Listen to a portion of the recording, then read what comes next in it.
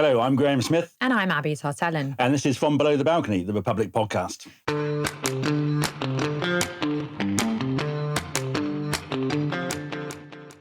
Today we have a very special guest, but before that, Graham and I are going to have a little chat about a protest that was from below the balcony. Graham, can you tell us about the Trooping the Colour protest?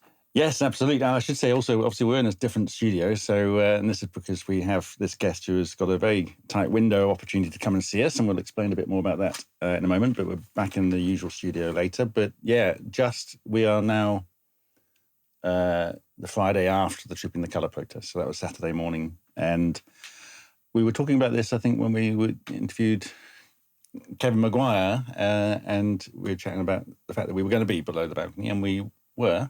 The police were a massive pain in the neck. They reneged on... That's not the word you used when we spoke about it earlier. It's the broadcastable word. We had all these... A clear understanding with Royal Parks, and they, fine, no problem. The police reneged on it and got on our way, and it looked like they were kind of deliberately trying to keep us away from the balcony long enough so that the Royals would leave the balcony, which is what happened. But we were very visible on the side of the Mall, very noisy. We have this great banner that says the Walter Mitty Committee, which has got a picture of Charles, William, Edward and Anne in uniform. If you don't know, Walter Mitty is military slang for someone who dresses up and pretends to be what they call stolen valor in the US, I think, and where they wear medals they haven't earned, ranks they haven't earned, uniforms. Yeah. So you're such a punny man.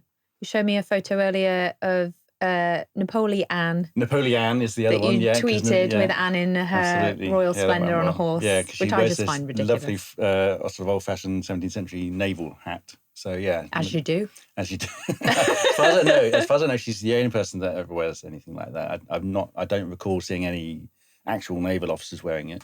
And she's never served a single day in the armed forces, not one. Wow. So, and she's dressed up in Navy outfits with I probably think I Admiral stripes assumed that she would have. No, not a single day. And she didn't even do training or anything? No. Wow. I mean, I would say that obviously back then, she's in her 70s, almost not that much younger than Charles, I think there was a lot more limitation on what women could do. Right. Perhaps. I thought you were going to say back then life itself was a war. But she's not that old, but also there's different expectations on what women in the royal family would do. But even so, having not been in the armed forces, you shouldn't then be wearing those outfits. And so it's one of the great things, or one of the really important things about doing a protest like Trooping the Colour is getting material to share, because obviously the internet is how a lot of things happen nowadays. Indeed. And so you got this fantastic picture in front of the Walter Mitty Committee banner of Charles and Camilla looking at it, riding by. I mean, it was a beautiful day as well. So what I hadn't realised is that they used different carriages. So they got the closed-in one last year because it was a fairly miserable day. They've got open-top carriages now, so they could absolutely hear us, see us. They didn't look all that pleased to see us, but yeah, there's some great photos from the press of them looking right at us with this Walter Mitty. How could you tell that they didn't look pleased to see you? I mean, it's not always easy because they don't look very happy anyway. Yeah, but, they're so often miserable looking. There is. I feel like if I had that much money, I'd be riding around beaming. You would think, but there's a clip of Charles on the day of his coronation sitting in the carriage outside the cathedral waiting to go in, and he's just clearly grumbling about something, and which is very odd. We just spent £250 million on your big party, and you're grumbling. And there's a footage of Camilla from Saturday. Where she sort of just looks absolutely fed up. And she's sort of, not even looking at the crowd, she's sort of going like this, looking miserable. I suppose they really do see it as their duty and their job in a way. Sometimes it looks like they see it as an imposition. Rather than, they talk about duty, but and service. And I joked the other day, it's more duty-free and self-service, but liking my puns. Punny. Yeah. So, but despite the police being annoying, and we've lodged a formal complaint and all the rest of it, and we'll keep pushing. But we did get down to the balcony. What was interesting, quite funny, because most of that crowd are tourists. A lot of them are people that didn't even know it was going on until they were out on a sunny day in London and they saw the crowds and barriers and whatever, and they'll go and have a look, because why wouldn't you? There's someone famous going to go past, and if you're on holiday, that's the kind of thing you want to capture. Yeah.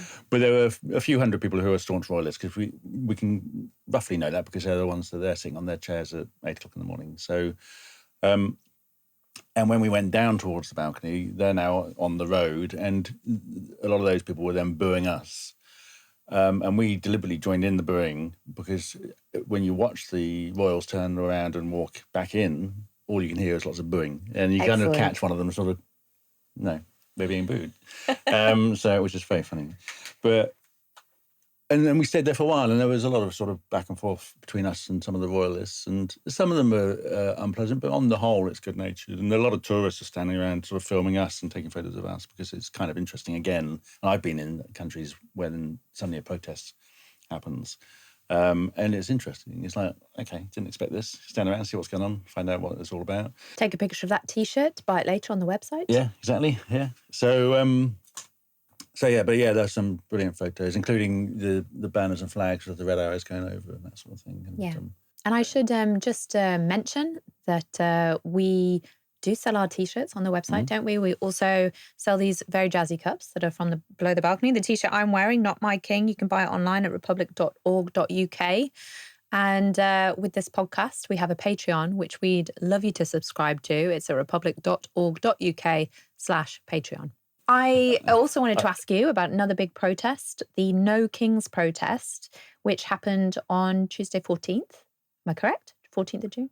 Saturday's 14th. That's the same day that we did it. Saturday's 14th. Yeah, it was the same day that we were doing it. It was the same day, Saturday 14th. Saturday 14th, yeah. Yeah, so no kings right across the United States. Melting in the heat. Weirdly, the Americans that went to the American embassy in London did no tyrants. And apparently, I was talking to someone involved in Republic who's American. She was getting quite annoyed that they didn't want to do the no kings, because they didn't want to, sort of get tangled up with issues around the British monarchy. They didn't want to look like Republicans. I guess, maybe. But they British Republicans. Yeah, but it was just very odd. But it's interesting and useful, because that has captured the imagination in the States. It's carried across here. And whilst it is a very different issue in many ways, the principles, the underlying philosophy is absolutely the same. Yeah. And it's quite a powerful message. We go back and just describe for the audience what it is, because I didn't think it was very particularly well covered here, the No Kings protest. I saw it briefly on the news. So Donald Trump was having his military parade on the same day that Charles was having his. And coincidence? Well, apparently it was Donald Trump's birthday, which apparently was a coincidence as well. I think he did it last time he was president as well, but it was embarrassing to watch. I mean, it was really odd. It was North Korea-esque. Well, the funny thing is someone did a sort of, this is what he wanted, North Korea-esque, and this is what he got. And it was just a tank trundling along with all the screeching on the concrete that you can hear. And it was really odd and not very well attended. But on the day, there were millions of people across the States in different cities doing this No Kings. And it is about resisting this sort of authoritarian streak from Trump, because there is clearly, I think some of it is overstated, but there is certainly a sense that there is some of the things he's doing, some of the tactics that are being used are evocative of people like Viktor Orban in Hungary, and to some extent, early Putin and so on, of trying to undermine institutions and democratic norms. And he posted on Truth Social back in February that congestion pricing is dead, all of New York is saved, long live the king. So he has compared himself to kings in the past. They've made comments like this about, I can't remember what it was, something to do with immigration detentions or something, when they were going to court. And they tried to argue that the president's decisions can't be challenged as unconstitutional, to which the judges were kind of slightly bemused by this, because it's like, well, no one's above the Constitution. And he was trying to argue that he was, which is obviously, alarming. And of course, being that he's also in charge of the White House Twitter account, not that he administrates it, but that he approves what goes on it. They quoted him, congestion pricing is dead, Manhattan and all of New York is saved, long live the king. And they mocked up a picture that looks like Time magazine with him wearing a crown with long live the king on it. And so this is from the White House's official account. Yeah. It's quite frightening. Yeah. And when you think of how roundly America rejected the idea of a king, and also of the, January 6th violent insurrection on the Capitol building, then it's quite scary to think of what might happen and what he wants to happen. It's deeply offensive to the American sort of understanding of themselves. Yeah, the American story, because they do. I mean, I get this from royalists saying, the Americans love our royals. They wish they had something like us. It's like, no, they don't. They might enjoy it as a celebrity thing, but if I ever have a conversation with them and I point out that actually it's part of our constitution, they're like, really? Wow, that's mad. Why would you do that? How do you think Americans who support Trump, and particularly the MAGA tribe, would react if he were to try to become a king? Well, it's an interesting. I mean, there is always a constituency that like that sort of thing. They like the strong person. They like being told that there's these people that are better than them and that they're going to be kind of fighting their corner for them and that sort of thing. In the same way that we get people like that. I mean, there are some people in the UK that think the child should have a stronger role, not a weaker one. So there will be some, but I think that even amongst MAGA people, they would probably start to split that quite quickly. It's interesting thinking about the psyche of people who feel that they're very anti-establishment, because, Trump, the way that he positions himself is not to say that he is part of this establishment that sees himself as above them, which is kind of how they view politicians generally. But Trump, when he entered on the scene in 2015-16, he positioned himself as a businessman, basically, and a celebrity and a reality show star. And so they saw him, I think, as one of them, and then elevated him to the position that he's in now. And now the rhetoric is about being a king, but I'm not sure that that's actually what people were voting for. I think they were voting for an outsider. Yes, an outsider, certainly. I mean, I think that, I seem to remember the Republican Party at the time were not that keen on him getting the nomination in 2016. But and I think that he probably sees that even though he's been very wealthy all that time, he's probably always felt like a bit of an outsider because partly because he's quite odd and eccentric and always has been. So maybe even though he's very much in that establishment, he probably always felt a little bit like he's not quite accepted. There's also a pathology in his character. It's that whiny, complaining, everybody's doing bad things to me thing that I think has been, much better explained by other people. Any criticism, any mockery is kind of, I'm being put upon, rather than just having the thick skin and going, of course, that comes with the territory. And I think Musk is probably similar. Because, again, he's an outsider in many ways. Obviously, he's not originally from the States either. So he's the world's richest man and he feels put upon. Yes, indeed. So it's a very odd pathology and psychology. Well, that seems like enough of us, Graham. Why don't you tell us why we're in this different studio and about our super secret guest? Yeah, absolutely. I mean, as you can see, this is the same podcast outfit, but we're normally next door, which is slightly bigger and got red sofas. And we're here because very last minute, we've got a brilliant guest who is in the UK for about a week, less than a week. Senator Lidia Thorpe from Australia. So welcome to the podcast. And thank you for making the time, because it's been very sort of trying to fit you in the busy schedule. So that's brilliant. And it's really nice to have you here. Nice to be here. Thanks for the invitation. That, for those that, obviously, we'll get on to the protests last year, which got you all over the news here as well as Australia, of course. You're on your website, describes you as a Gunai Gujamara Jabwarang mother, grandmother, and advocate for First Peoples, independent senator for Victoria, formerly Green Party senator, and represents the Black Sovereign Movement. And you were the first Victorian Aboriginal person to be elected to the federal Senate. And I think you're also briefly in the state parliament, is that right? Yes, the first Aboriginal senator from Victoria into the federal parliament, but the first Aboriginal woman in the Victorian Parliament, state parliament. Yeah. So, yes, as I said, I think we were talking about the protests. Well, firstly, we should ask you, what are you doing here this week? Because you are very busy. And also, we have this fantastic photo of you first here, and then this next one, flipping off Buckingham Palace which we were just so had pride and just thought it was fantastic. So we wanted to show our viewers that and ask you, was that planned? Were you driving by and thought, you know what, I'll flip off Buckingham Palace? Or Well, I was actually invited to speak at a conference tomorrow at the Department of International Relations at the London School of Economics and Political Science under the heading of Reckoning with the Past, Truth-Telling and the British Empire panel. Because truth-telling is such an important part of your advocacy and activism, isn't it? Oh, absolutely. You know, truth is what will set us free. And, you know, why pass by an opportunity to flip the bird at the king who's responsible for so much misery to so many people around the world. Yeah. And we often take, you know, quite a jokey tone with some of our episodes, and we like to think of ourselves as podcast bros. We're not the establishment. We don't want it to be super formal.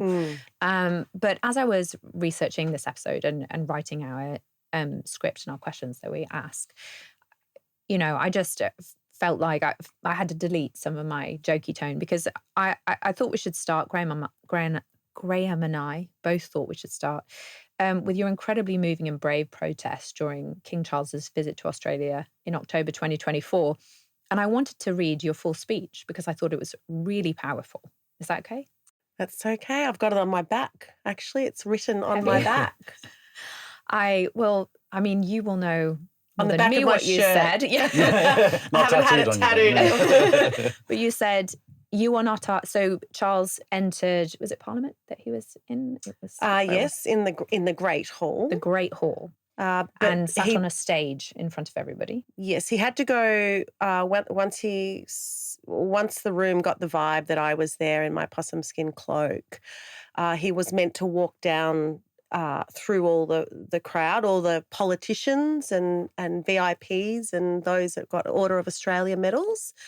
But because I turned my back on the anthem, the British anthem, he was then taken through the back door straight onto the stage. So he didn't get to walk through the crowd. Okay, that's already like deeply offensive, and obviously this is somebody who needs no protection. It's people that need protection from him, isn't it? I'm sure you agree. And you said to him aloud in front of everybody, "You are not our king. You are not sovereign. You committed genocide against our people. Give us our land back. Give us what you stole from us, our bones, our skulls, our babies, our people. You destroyed our land. Give us a treaty. We want a treaty in this country. You are a genocidalist. This is not your land. You are not my king. You are not our king. Fuck the colony." Really powerful words and really powerful truth-telling there. Can you tell us why you decided to protest like this and why you chose those words? Well, I actually accepted the invitation to attend the event because in good faith, I did have a writ in my hand from my uncle Robbie Thorpe, who has been for a number of years and still continues to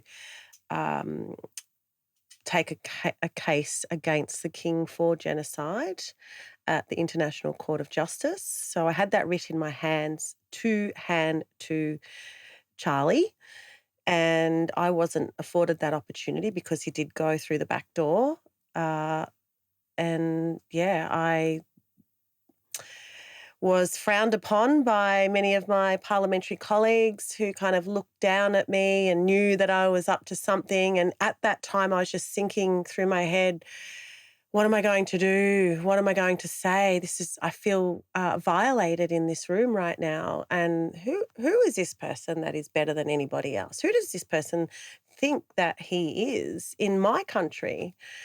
And I had no idea what I was going to say. It was something that just came from my heart. And I suppose, you know, the anger that I had at the time and just how I felt like I was the only person in that whole room that felt violated. I feel that my ancestors were with me at that time and kind of pushed me out into that space. And I think the only thing that I worried about was I didn't want to swear and I didn't want to fumble my words, and it just came out. And it was the pain of what my people have been through and what I've seen my people go through is what came out. And then when I look back at those words and when I hear them spoken back to me, I think, wow, the only reason I swore at the end is because I'd been carried away by the police. Yeah, you'd been dragged off at that point. Yeah. And that's amazing that it just came from your heart and from that feeling of your ancestors being with you, because it was so succinct, and I thought you couldn't have written a better speech that just told the truth of what had happened and asked that person to be accountable. Well, my mum was part of the inquiry into the removal of children, which is called the Bringing Them Home report. She was a co-commissioner to that inquiry. So as a kid, my mum was working in that space, and just the stories that she was told took a toll on her and us as a family. And having kids that were being taken, coming and staying in our home, being part of our family, looking after one another, it was real. It's real to us, and no one's immune when you're an Aboriginal person in our country. And just hearing the stories from our elders who, really like elderly people going around the world to claim back our bones and our skulls. I'm talking to those elders and they're tired. And so all of those thoughts came into my mind of those stories, the real stories that happen every day. And I noticed when I was reading the press coverage of that event that it got a lot of press coverage, but also there was the BBC, The Guardian was so sycophantic about the monarchy in a way that you would hope that a progressive paper and a publicly funded institution wouldn't be. The BBC said that Charles was completely unruffled and saw free speech as a cornerstone of democracy. So there was no comment there on on what you said and whether he does or does not take personal responsibility or would like to apologise for and acknowledge the genocide of the First Nations people, noting that the forced removals happened during his lifetime on his mother's watch. So do you think reparations need to include the British and Commonwealth monarchy itself apologising for and acknowledging this genocide? Absolutely. And today in 2025, we have 24,000 Aboriginal and Torres Strait Islander children in out-of-home care that have been taken from their mother's arms. So it's not something that's happened in the past. It's something that continues. And absolutely, if he says that he's sovereign of my country, you can't be sovereign when you're not from that soil. That's got our blood in that soil. We are from that land. You can't just rock up to someone else's country and say, oh, by the way, I'm sovereign. So he's got a lot to apologise for, and that's something that, he should do in good faith. If he wants to do the right thing, It's really easy to do. What did you make of the media reaction? Because I think I said earlier that I was in Australia at the time, and in fact I was outside Parliament at the time, and it just seemed, again, like a bit like the BBC and The Guardian, just trying to contain it and to minimise it. And even some people saying, oh, this isn't going to have much impact. It's in Parliament, no one cares, whilst they were spending hours talking about it on TV. But, I mean, what did you make of that? Did it say something about Australian media or about Australia, the way they reacted to that? Oh, absolutely. They're complicit. There is an ongoing sophisticated genocide against my people. They've been trying to wipe my people out since they arrived, since the invaders arrived, and it's still ongoing. So Australia is complicit, and they continue to push things, sweep things under the carpet. we need to cut the apron strings from the colony and grow up as a nation. But yeah, we're a long way behind, and the policies that and the decisions that are made in our country are still to the detriment of my people. They don't acknowledge that we are sovereign in our own country. We don't have a human rights bill. And we certainly they don't adhere to the Declaration on the Rights of Indigenous Peoples. So interesting that you use the phrase grow up as a country. Do you feel that it's impossible to do that without actually letting go of basically the patriarch? Absolutely. You can't grow up. Who can grow up when you're holding on to the, daddy's apron string? Yeah. We've got to cut that tie, and we need to rewrite the constitution of our country and make it more inclusive of the people of our country. We should have a head of state that's from our country. What a radical thought. Wow, Yeah. And, the Constitution was made from a bunch of old white men that had no regard for our people, but they also had no regard for women.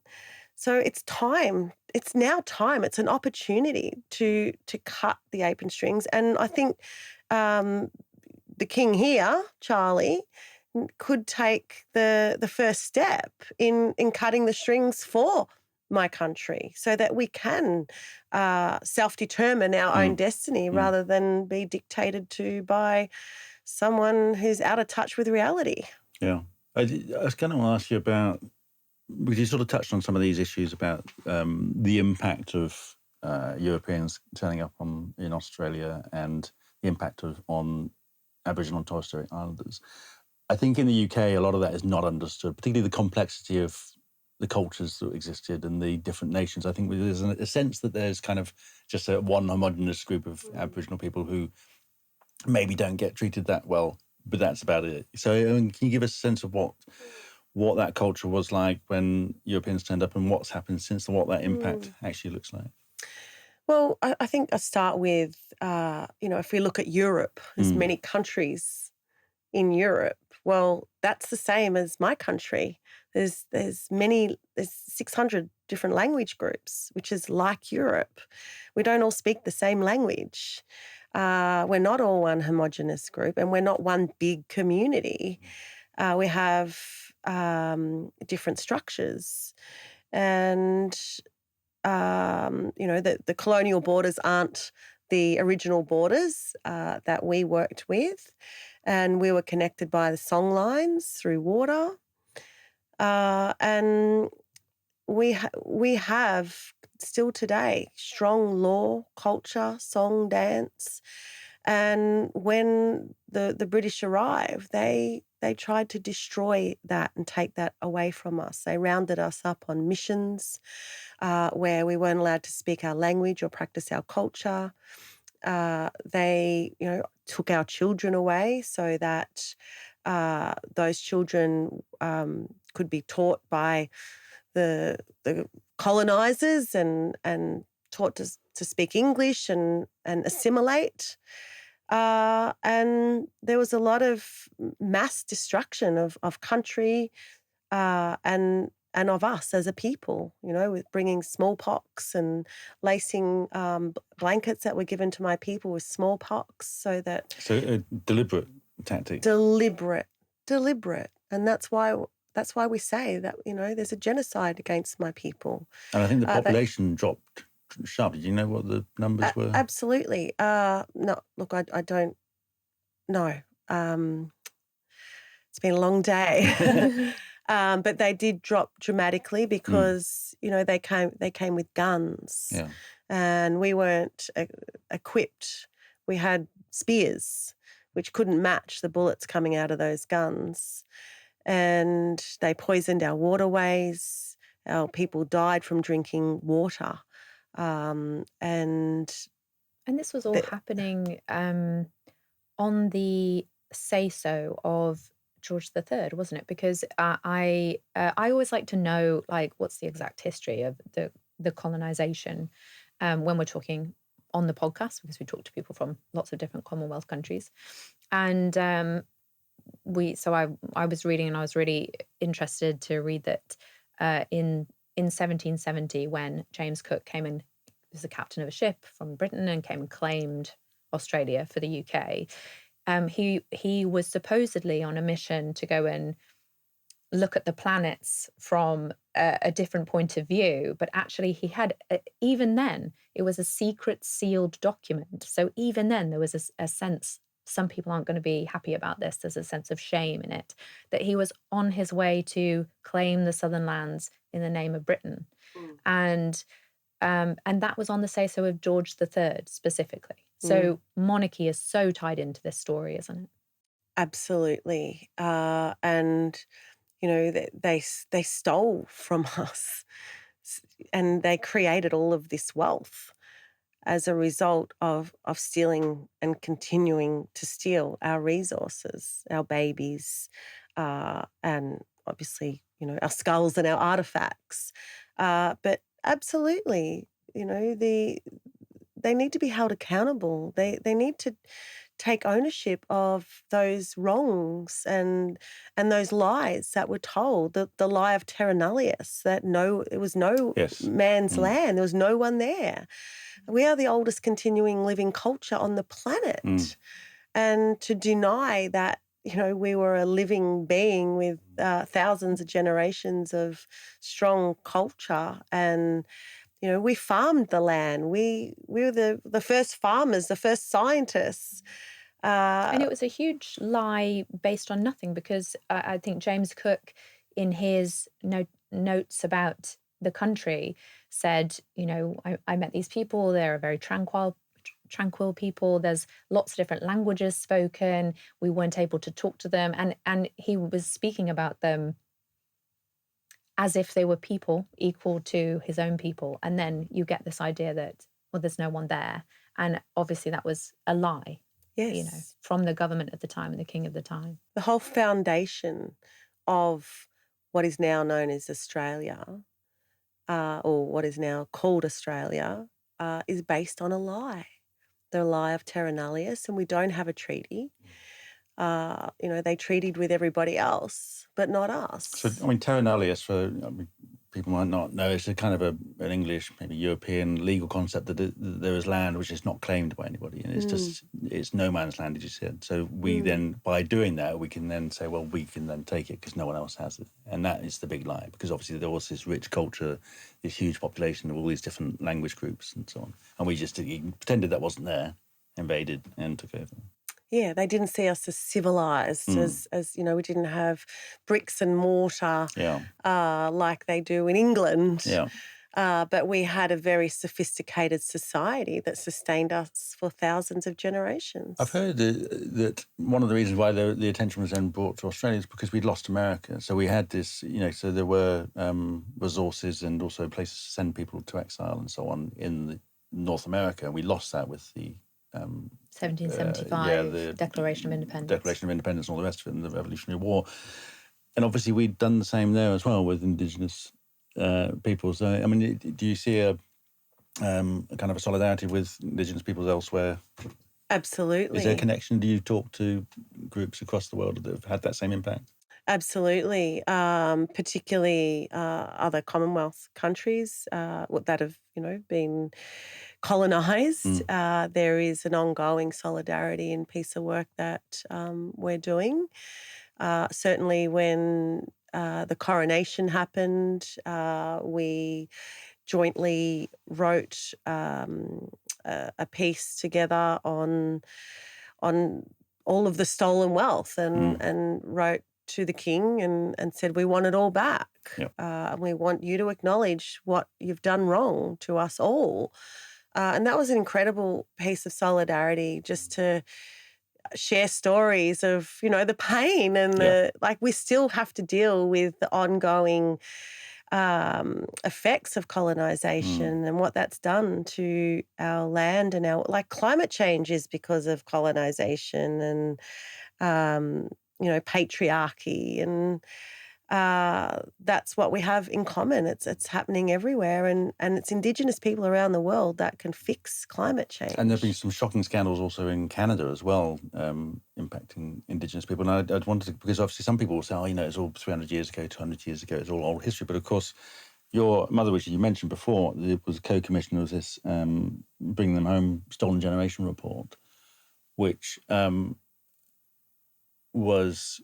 I was actually living in Australia. I lived in Australia for about 7 years. I was there at the time, and it was 1997, I think it came out. Yes. And this is right up to date modern history of appalling injustice inflicted on Indigenous people. And that report, for the first time, I think it's the first official report that used the word genocide. Yes. And you've mentioned that word already. Can you tell us what that report actually says? Because I think a lot of people still don't know about this. And obviously, by then, John Howard was Prime Minister, shockingly conservative, reactionary person who didn't want to know, talked about Black Ireland history. So, can you give us a bit of background on what that stolen generation was about? Well, it was the forced removal of Aboriginal children from their mothers and their land and culture. And, my mother heard many, many stories from many people who were forcibly removed. That inquiry, defined the removing of children an act of genocide because it was putting Aboriginal kids in with white families. And that was assimilating us. That was an act of genocide to eradicate us as a people. Yeah. If you look at the definitions of genocide, it is putting children, taking children from one group of people and putting them with another group of people. It's also causing harm to people of that race, which they've done since they arrived. There's lots of harm. We have the highest suicide rates in the world. Just thinking about all those children taken away, and obviously incredibly sad for the children, but also so many broken-hearted parents.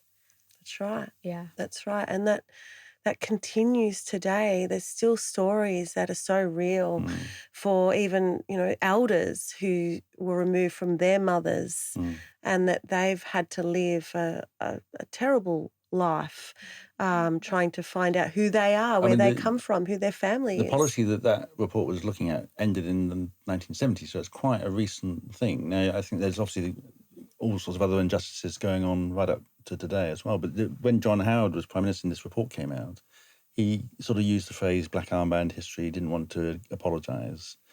And it was pointed out this was still going on after he'd first entered Parliament. So it's not exactly that old. It was 20, 25 years prior to the report coming out. So I remember, again, you said about turning your back on Charles, but there was I can't remember what it was, but the Indigenous people turned their back on him. It was the Reconciliation Convention in the year 2000. Yes. Because my mother was also on the Reconciliation Council and I was one of the people that turned their backs on John Howard at the time for not saying sorry to the people. And, not many people know this, but we also ended up at Kirribilli House with John Howard and those that were involved in the reconciliation movement at the time. And my little sister, we said to her on the bus heading to Kirribilli House, which is where the Prime Minister lives, now don't say anything to the Prime Minister about saying sorry. And she's obviously a well-known activist in these days. And the first thing she said to him when she saw him, this little 9-year-old, is, why won't you say sorry? And he said, it's not just me. It's, it's my government. I have to listen to my government. It was a complete cop-out to like a 10-year-old. But yeah, he just was, it was complete denial of what happened. And that's why, my country needs to grow up and tell the truth. I mean, we tell our children to tell the truth. And what I remember from that is that some of the commentary as well, going back to the media, it's like somehow that the Indigenous people that were turning their back were being disrespectful to Howard. It's like, well, are we completely missing the point? The horrendous injustice that's been inflicted on people, when we're talking about genocide, and then it's those people that are being disrespectful. And that... Sorry, go on. That process, the reconciliation process, took a decade. So that's a long time of education, of truth-telling, of bringing people together to understand the real history of my country. And so we kind of expected him to say sorry because he'd just been on that journey. Yeah. And for him to stand up on that stage at the end of that journey when you have 1 million people walking over bridges all over the country, for him not to say it was a complete betrayal of the trust that was built over that time and good faith that he could have shown, but he chose not to do that. Then it was said by Kevin Rudd, and was that... 2007. Yeah, is that right? So, 2008, sorry. Was that a moment that sort of meant a lot to you? Did it go, particularly on that very narrow issue, if I can put it like that, was that a positive thing for you? Is that what you were asking from Howard? Well, it was healing for a lot of people who'd been stolen from their families, absolutely. But it was a thought through speech that was obviously checked by a number of lawyers to ensure that there was no repercussions of the apology. So no reparations. Yep, sorry about that. We're not going to do anything about it. And we've had an increase in child removals since then. So it's done, yes, it was good at the time, but it did nothing to stop child removal. So speaking of that journey of self-determination and kind of recent developments along the way, there was and again, our audiences, there's a lot of British people who might not know, so I'm just going to go over some things that might seem very basic to yourself. But there was the Uluru Statement from the Heart in 2017, this petition to Australians from Aboriginal and Torres Strait Islander peoples that called for Makarrata, the coming together after a struggle, voice, treaty and truth. And then that led to the Voice referendum, which you opposed. And this was a proposed federal advisory body of First Nations people, which you as a voice in the Progressive No campaign called a distraction from the keys to real change, truth-telling and the recognition of Indigenous sovereignty. Can you tell us about why you opposed that? Yes. Well, first of all, we never agreed to the Constitution as sovereign people, sovereign First people. So to ask permission of the Australian people to enter into an illegal constitution doesn't make sense without a treaty. We have to treaty before we go into any constitution. The proposed voice had no power. It was just an advisory body that the Parliament could listen to or not. It was up to the politician whether they wanted to entertain that conversation with a powerless advisory body. And our position was, no, we are sovereign. We've never agreed with this occupation. We've never agreed with that constitution. So why would we go in it? Let's talk about sovereignty. You acknowledge we are sovereign, and let's talk about what that looks like. We'd rather have dedicated seats in Parliament with real decision-making power than something on the side that's just a ticker box tokenistic gesture. And it costs millions of dollars to run that referendum that we should never have had. And it's created a real division. Even today, there's still division. And I believe, and many other Black sovereigns believe, that was just an exercise to further damage our people and divide and conquer. And I'm seeing that more and more. I was talking to an elder from Turtle Island, and he describes our phase now as a second wave of genocide. And I'm seeing that also.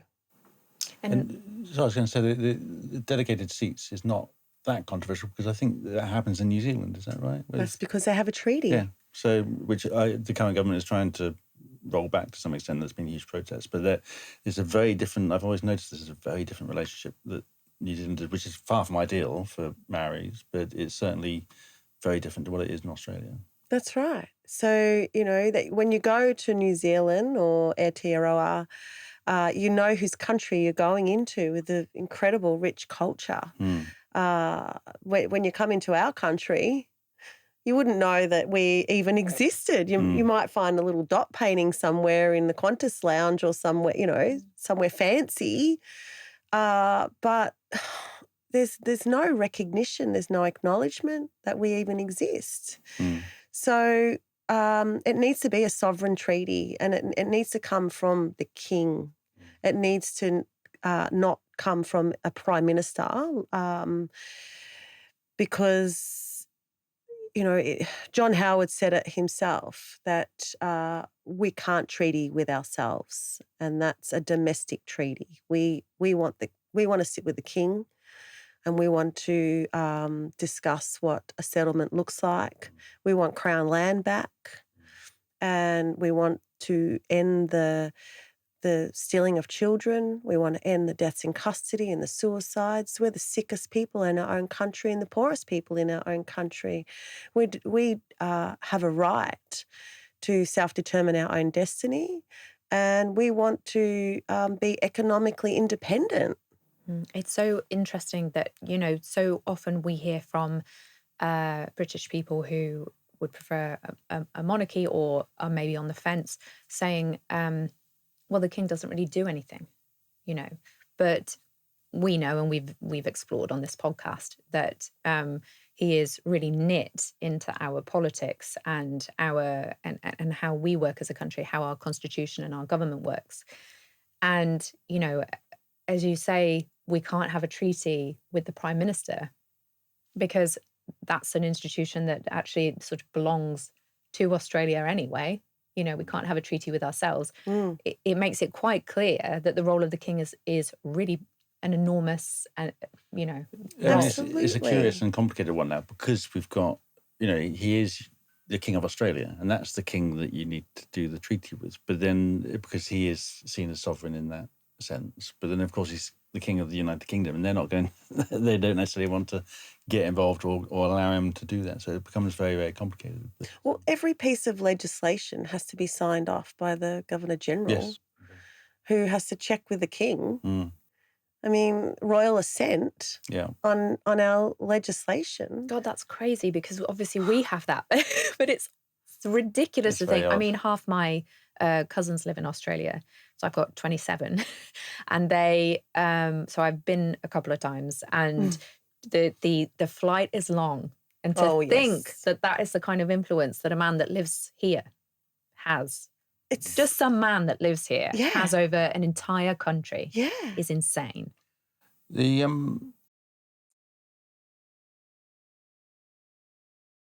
Yes. Just lost my truth and reconciliation, because I believe this was part of the this whole thing with the voice and everything else. This was one plank of it, and I believe that certainly when I was in Melbourne last year, I was told that this was something which was done at the state level, and that certainly Victoria was doing this Truth and Reconciliation Commission project. I mean, is that?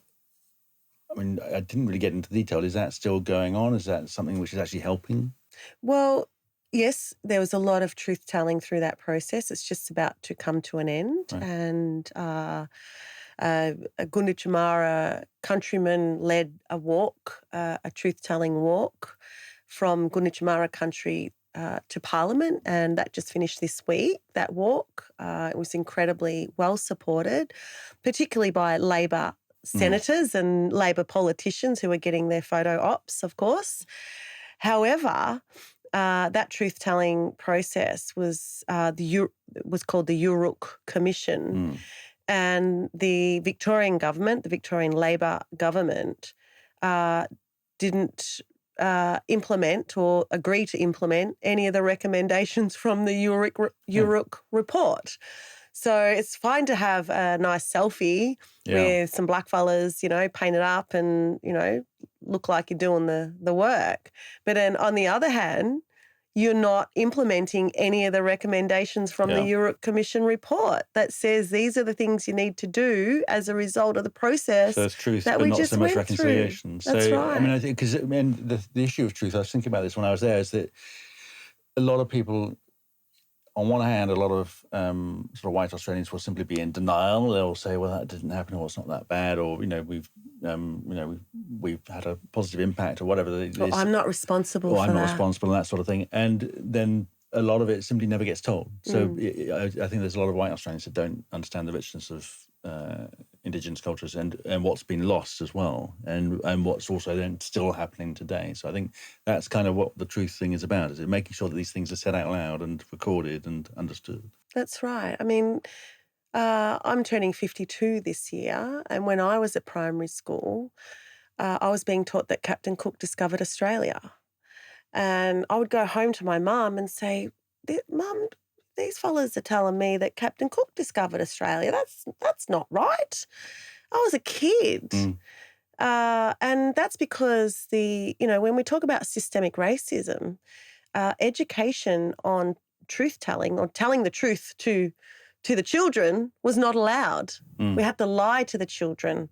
And all of the children of those days are now in their, my age and older.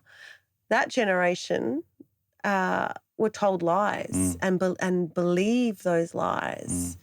So we've got a lot of work to do around truth-telling and people are set in their ways. So that's where racism comes from being told those lies. I know that there are a lot of programs and there's a emphasis on telling the truth in schools and even in daycares from as little as 3 and 4 years of age. But people were told lies growing up, and that's what we've got to fix. We've got to turn it around and continue to have spaces and places for truth-telling, including the parliaments of our country at the highest level, and we need it at the federal level and from the grassroots, both ways. You said something earlier which was interesting, that elders have been pushing a lot of these issues for so long and they feel tired. And I think that it reminds me of, I was reading a bit of your history and your family history. I mean, your grandmother going back sort of 1930s, 40s, maybe is a lot. I mean, your family goes, in terms of activism and challenging these things, it goes back a long way. People have been doing this for a long time. And yes. Can you sort of tell us a bit about that family? Because I know you mentioned your uncle, your mum was obviously on that commission. Yes. And my grandmother, Alma, who's recently just turned 90. So when she reaches 100, I think I know what she'd do if she got a letter from the King. I think she'd burn it to the ground.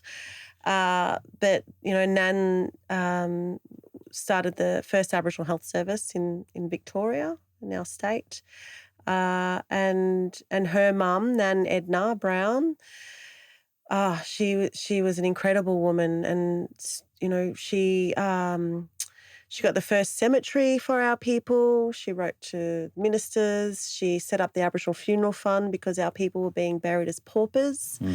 And she raised money with another elder named Nani Sissy McGuinness, and they used to just run raffles to little old ladies walking around Fitzroy, and our people were then able to be buried with dignity and grace, and so a long line of matriarchs. It's all I know. It's all I've seen is particularly the matriarchs in my family, just working tirelessly for my people and maintaining the resistance. So I am who I am because of them.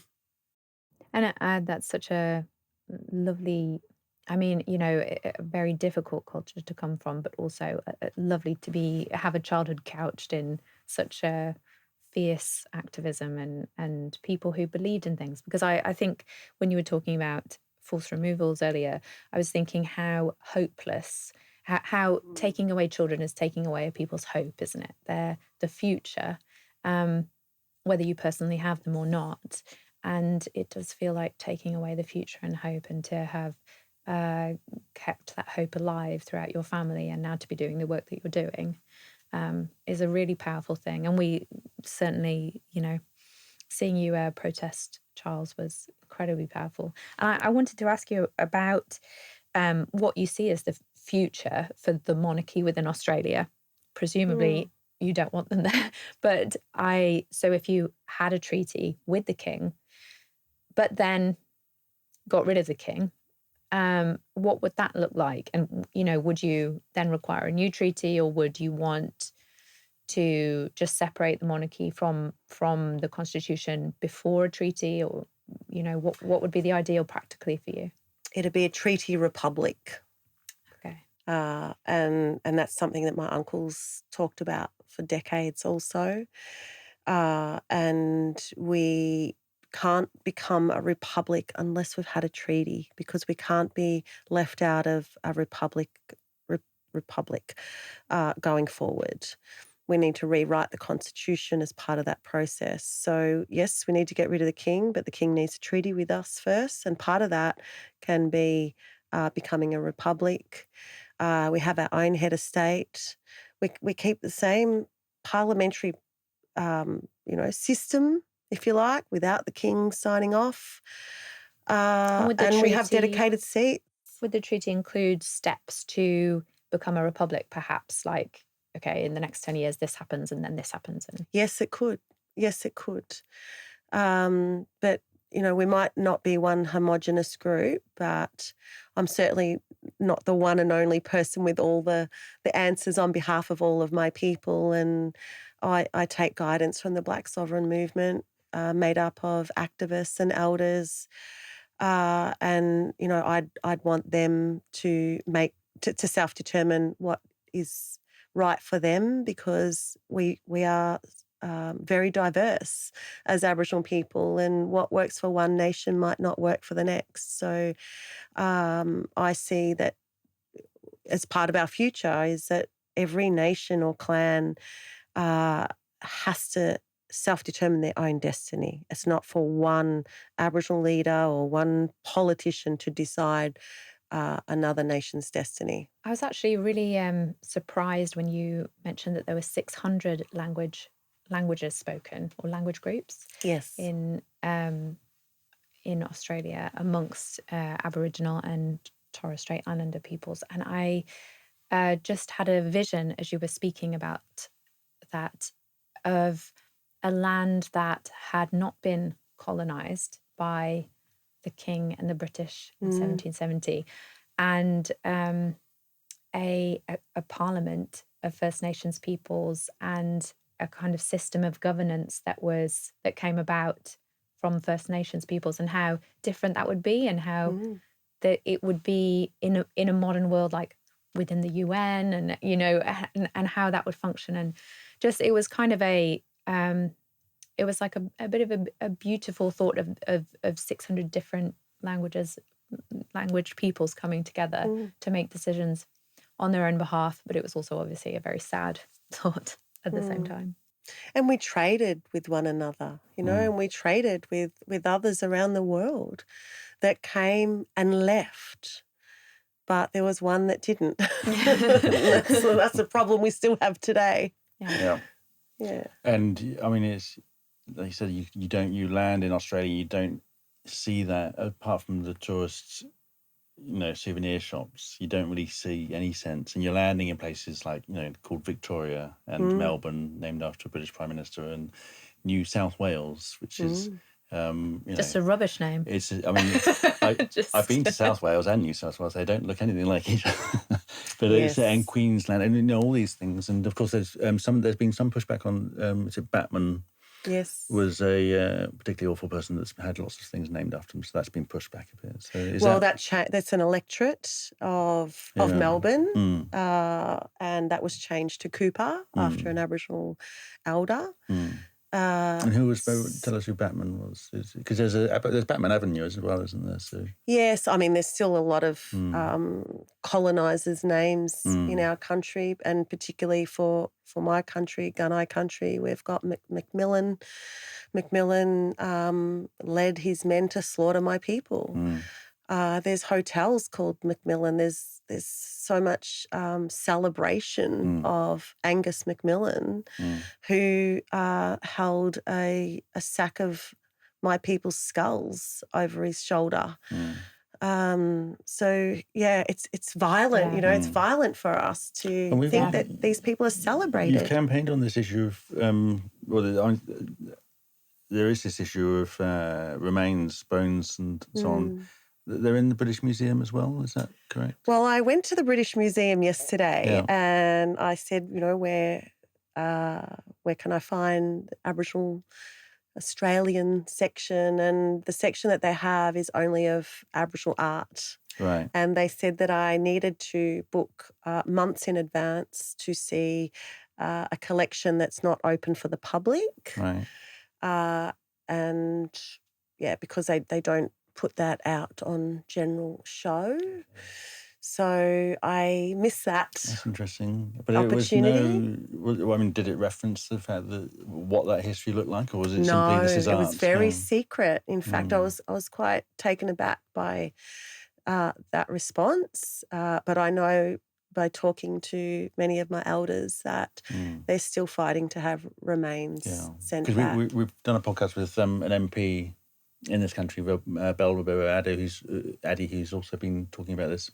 She's on the All-Party Parliamentary Group for Africans, reparations, and so she's speaking about remains. Repatriation of remains from Africa and Caribbean and elsewhere. You know, it's a thing that happened right across the empire. And I think there are, you know, a lot of people in Britain who are kind of on the fence for the monarchy, but it's really important, I think, on this podcast and as part of our work to remind people the atrocities committed in the name of the monarchy. I mean, Australia was a colonizer named Australia just like 250 years ago. 200, yeah, is that just right? about 255 almost. And these are very recent, and First Nations peoples are still going through it. So thank you so much for coming on to talk to us about it. We know you had a really busy schedule, and do you have anything that you want people to be keeping an eye out for, like petitions or I know you have a campaign called Pay the Rent, and well, we'll still fight for a sovereign treaty. I think it's important for people to understand what really happened in our country and how that still affects my people every day. And that we don't want war, we want peace. And it still feels like an ongoing war for our people as long as our kids are being removed and our people are, you know, dying at the rate that they are, and the destruction of land and water. You know, we have to maintain our land and water for all of our future generations. It's for everybody. And yeah, that's what I think can unify us as just human beings, is the importance of land and water, and looking at how Indigenous people around the world have maintained and sustained land and water and sky and air for thousands of generations is something that I think, you know, non-Indigenous people can really benefit from for their children's children.